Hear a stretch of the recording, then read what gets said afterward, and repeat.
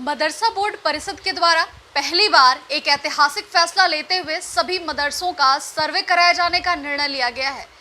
क्यों ये ज़रूरत आन पड़ी, किस तरीके की बातें सामने आ रही हैं और इस सर्वे में क्या कुछ होने वाला है, किस तरीके से दीनी तालीम के साथ आधुनिक शिक्षा को भी मदरसे में शामिल किया जाएगा, इन तमाम विषयों पर बातचीत करने के लिए मदरसा बोर्ड परिषद के जो चेयरमैन हैं इफ्तिकार साहब, वो हमारे साथ मौजूद हैं। हम सीधे उनसे ये समझते हैं कि ये ऐसा ऐतिहासिक फैसला क्या ज़रूरत आन पड़ी। देखिए, अभी हाल ही में लखनऊ के गोसाईगंज में घटना घटी। एक बच्चे के साथ थोड़ा दुर्व्यवहार हुआ और वो मालूम पड़ा कि मदरसा जो है वो गैर मान्यता प्राप्त था। तो मदरसा वर्ड आते ही पूरे सबके दिमाग में आता है कि पूरे प्रदेश का मदरसा इसी रूप में चलता होगा। मदरसा कई प्रकार के चल रहे हैं। मदरसा बहुत बड़े बड़े मदरसे भी यहाँ हैं उत्तर प्रदेश के अंदर। नदवा है, देवबंद है, अशरफिया है, सल्फिया जैसे मदरसे भी काम कर रहे हैं। एक वो मदरसे हैं जो गवर्नमेंट अनुदान देती है, एक वो मदरसे हैं जो गवर्नमेंट से मान्यता प्राप्त करके अपना काम कर रहे हैं। लेकिन बहुत सारे मदरसे ऐसे भी हैं जिनको मान्यता तो नहीं है, लेकिन वो समाज में एक काम कर रहे हैं और बच्चों को शिक्षा देने काम कर रहे हैं। हम ये जानना चाहते हैं, अच्छा उनमें से बहुत सारे मदरसे हमसे हमारे बोर्ड से मान्यता चाहते हैं। मान्यता 7 वर्षों से करीब करीब बंद है, क्योंकि मदरसों के मान्यता में बड़ी गड़बड़ियाँ हुई और तमाम इस तरह के मदरसे जो कागज़ों पर चल रहे थे, जब से पोर्टल वगैरह बना उसके बाद से तमाम मदरसों की फीडिंग हुई पोर्टल पे, सारे मदरसे अपडेट हो गए। आप पोर्टल पे सारी जानकारी मदरसों की प्राप्त कर सकती हैं। उसमें से जो मदरसे मान्यता नहीं लिए हैं, हम ये जानना चाहते हैं कि मदरसा मान्यता चाहते तो हैं, लेकिन मदरसे हैं क्या है, तो उसका एक हम सर्वे कराना चाहते हैं।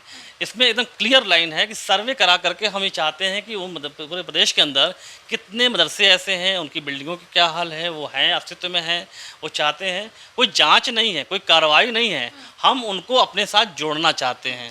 उनकी कहीं ना कहीं ये कहा जा सकता है कि उनके अस्तित्व को लेकर के वास्तविकता के धरातल पर कैसा है, इसकी एक परख देखना हम जानना चाहते हैं। पूरे चूँकि प्रदेश के मदरसे बेहतरीन काम कर रहे हैं, बड़ी तादाद में मदरसे हैं और 20 लाख के ऊपर बच्चे हमारे पढ़ रहे हैं। अब इन मदरसों को हम जांच लेते हैं, अगर कि हाँ ये एक सर्वे के द्वारा ये मालूम कर लेते हैं कि बिना मान्यता के मदरसे कितने हैं, हमें बच्चों के एक साथ संख्या का मालूम पड़ेगा। उसको हम उसका एक क्राइटेरिया बनाएंगे कि भाई दीनी तालीम के साथ साथ हम अब मदरसों को मॉडर्न बनाने जा रहे हैं, मदरसों को मॉडर्न एजुकेशन भी दे रहे हैं। हमारे प्रधानमंत्री जी सपना है कि मुसलमान के बच्चे के एक हाथ में कुरान, एक हाथ में कंप्यूटर होना चाहिए। हम उस दिशा में काम कर रहे हैं। बच्चा दीन पढ़े, साथ साथ दुनिया भी पढ़े। दीन और दुनिया की तालीम अब मदरसों में दी जाएगी, इसके लिए शिक्षकों की भी नियुक्ति, और कौन से नए विषयों को आप लोग शामिल करने वाले हैं? देखिए, पहले से भी ऐसा नहीं है कि मॉडर्न एजुकेशन नहीं चल रहा था, वो ऑप्शनल रूप से साइंस मैथ सब पढ़ा रहे थे।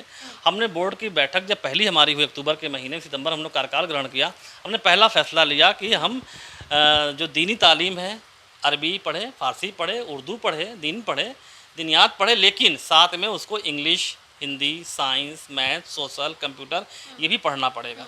वो कंपल्सरी उस सब बच्चे पढ़ेंगे। अच्छा, कई मर्तबा ऐसा देखा जाता है जो आलिया स्तर तक के स्कूल होते हैं, दीनी तालीम के लिए कई शिक्षक होते थे, तो क्या उनकी कमी होगी? नहीं, अब आने देखिए, किसी को हटाया नहीं जाएगा। जो पहले से शिक्षक मौजूद हैं वो शिक्षक बने रहेंगे, लेकिन धीरे धीरे उसको हम लोग थोड़ा मॉडर्न एजुकेशन हासिल किए हुए शिक्षकों की नियुक्ति होनी है, और उसके बाद हम वो क्राइटेरिया बनाते बनाते एक समय में ये हो जाएगा कि दीनी तालीम भी चलेगी, दीनी शिक्षा भी दी जाएगी और मॉडर्न एजुकेशन और शिक्षा भी दी जाएगी। उसके लिए हमने एक पहल की है और आने वाले दिनों में इस पर हम काम करेंगे। हमने एक एग्ज़ामिनेशन के लिए बात बनाई है, बोर्ड की बैठक में तय हुआ, सारे मेंबर सबके साथ तय हुआ। वो उसका नाम दिया हमने टीटी की तर्ज पे ही होगा, मदरसा टीचर्स एलिजिबिलिटी टेस्ट, एमटेट। वो टीटी से कोई मतलब उसका नहीं होगा, टीटी अलग चीज़ है, एमटेट अलग चीज़ है। एमटेट हमारा बोर्ड कराएगा, हम अपने आप में उसके एग्ज़ाम को करा करके एक सर्टिफिकेट जारी करेंगे कि वो सर्टिफिकेट ले करके जब नियुक्तियाँ होंगी तो उसमें सारे क्वालिफ़िकेशन के साथ साथ एमटेट भी मस्ट होगा कि ये मदरसा बोर्ड द्वारा जो है मदरसा टीचर एलिजिबिलिटी टेस्ट जो एग्ज़ाम है वो क्वालिफाई किया है, उसके बाद ही मैनेजमेंट के लोग ही नियुक्ति करेंगे। मैनेजमेंट को नियुक्ति का अधिकार होगा, लेकिन सर्टिफिकेट में एक ये सर्टिफिकेट उनको ऐड करना होगा। इफ्तिकार साहब, एक सवाल ये भी है कि जो मदरसे मान्यता लेना चाहते हैं वो तो ठीक है, जो नहीं लेना चाहते, ऐसे स्थिति में उन मदरसों की क्या स्थिति होगी? नहीं, अगर वो एजुकेशन दे रहे हैं, समाज में काम कर रहे हैं, किस रूप में कर रहे हैं, तो एजुकेशन दे रहे हैं, उस पर कोई वो नहीं, एजुकेशन देने का अख्तियार है, उनको अधिकार है। वो हमारे संविधान में है कि आप एजुकेशन किसी भी स्तर पर जाके एजुकेशन दीजिए, वो देते रहेंगे, उसको कोई मतलब नहीं हमारा है। लेकिन कुल मिला जुला के ये होगा कि अब मदरसों को नए प्रारूप में वो है स्थापित किया जाए। हाँ, हम चाहते हैं कि मदरसे के ऊपर जो तमाम तरह की लोग भ्रांतियाँ फैली हुई हैं वो ज़रा क्लियर रहे कि हमारे कितने मदरसे बोर्ड से मान्यता प्राप्त हैं, कितने मदरसे जो है अनुदान में हैं, कितने मदरसे इस तरह से काम कर रहे हैं, एक आईने की तरह दिखाई दे कि प्रदेश के अंदर मदरसे किस रूप में काम कर रहे हैं। हालांकि मैं दावे के साथ कहता हूं, मैं मदरसा में लगातार जा रहा हूं, बहुत सारे मदरसों के प्रोग्राम में जाता हूं, तमाम ज़िलों में दौरे कर चुका हूं। मदरसे समाज के पिछड़े, दबे कुचले, यतीम, कमज़ोर, बेसहारा, गरीब बच्चों को एजुकेशन देने का बहुत बड़ा मरकज़ है। अगर मदरसे न होते तो इस कौम के गरीब के बच्चों को शिक्षा कैसे मिलती, उनकी दुर्दशा क्या होती, इसको हमें बहुत मैंने गहराई से देखा इन चीज़ों जी, को। बिल्कुल। देखिए, हमारे साथ डॉक्टर इफ्तिकार जावेद जी थे, जिन्होंने बताया कि मदरसों का सर्वे क्यों महत्वपूर्ण है।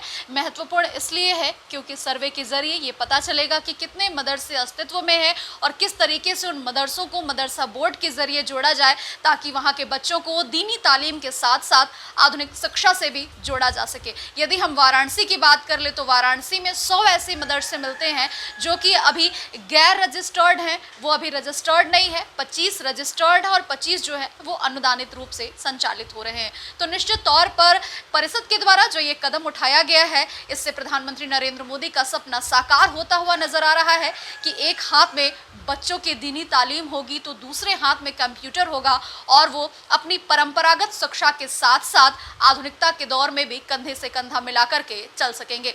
प्रतिमा तिवारी, ईटीवी भारत, वाराणसी।